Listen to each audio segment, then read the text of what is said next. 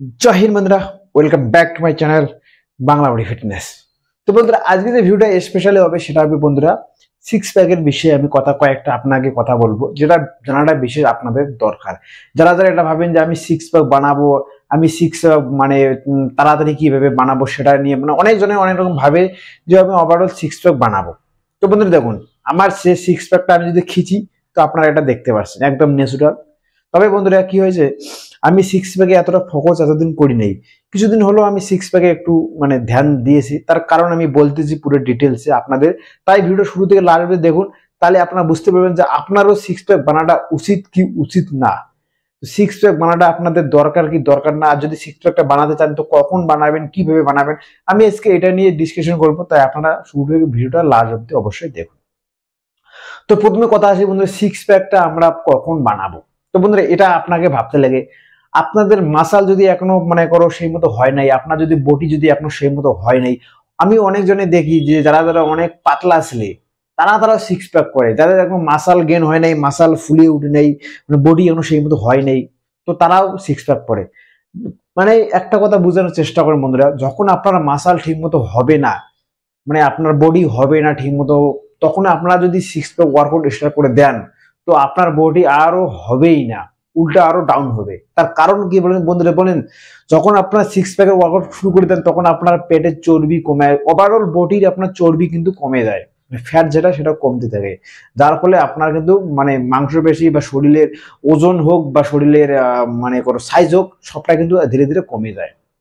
তো আপনাকে এটা ধ্যান রাখতে লাগবে, যদি আপনারা যদি ওভারঅল আগে থেকে পাতলা থাকেন তো আপনারা আগে মাসাল গেন করুন, মানে বডি আগে বানার চেষ্টা করুন, মাস গেন করুন, আগে মোটা হন, বডি বানান, তারপরে আপনারা সিক্স প্যাক বানাবেন।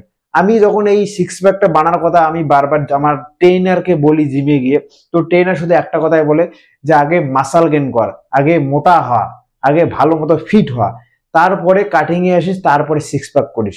আর তোর এখনো মোটাই হইস নাই, এখন মানে মাসালে গেন করি নাই, এখনো বডি বানাইস নাই, তো এখনো যদি তুমি মানে সিক্স প্যাক স্টার্ট করিস মারা, তো আরো পাতলা হবে।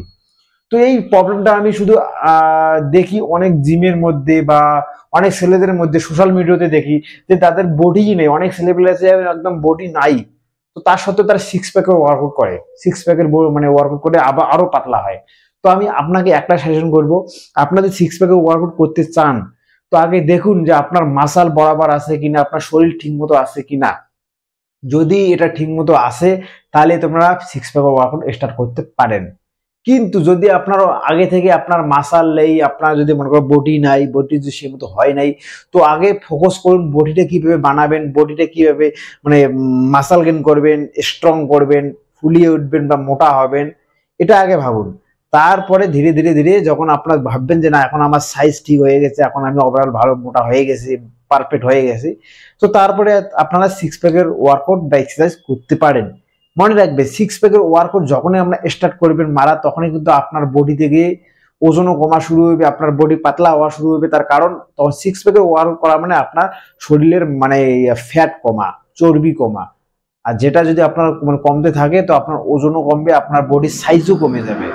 তো এই জন্য একটা কথা মাথায় রাখে, আপনারা আগে মানে করো ন্যাচুরালি আগে আপনারা হোক মানে বডি বানার চেষ্টা করুন, ফিটনেস মানে মোটা হওয়ার চেষ্টা করুন। তারপরে আপনারা যখন সিক্স প্যাকে ওয়ার্কআউটে যাবেন তখন আর আপনার কোনো সমস্যা হবে না। তো এটা আপনারা অবশ্যই বুঝতে পারছেন যে আগে আপনারা সিক্স প্যাকের ওয়ার্কআউট না করে আগে মাসাল গেইন করুন, আগে মোটা হন, আগে বডি বানান, তারপরে আপনার সিক্স প্যাকের ওয়ার্ক করুন, তাহলে কোনো সমস্যা হবে না। আর ডাইরেক্ট যদি আপনার সিক্স প্যাকের ওয়ার্কআউটে চলে যান মানে বডি না বানিয়ে মাসাল গেইন করে, তাহলে আরো আপনারা পাতলা হওয়ার চান্স বেশি থাকে। এবার বুঝতে পারছেন যে সিক্স প্যাক ওয়ার্কআউট কাদের করা দরকার আর কাদের করা দরকার না, তো অবশ্যই বুঝতে পারছেন।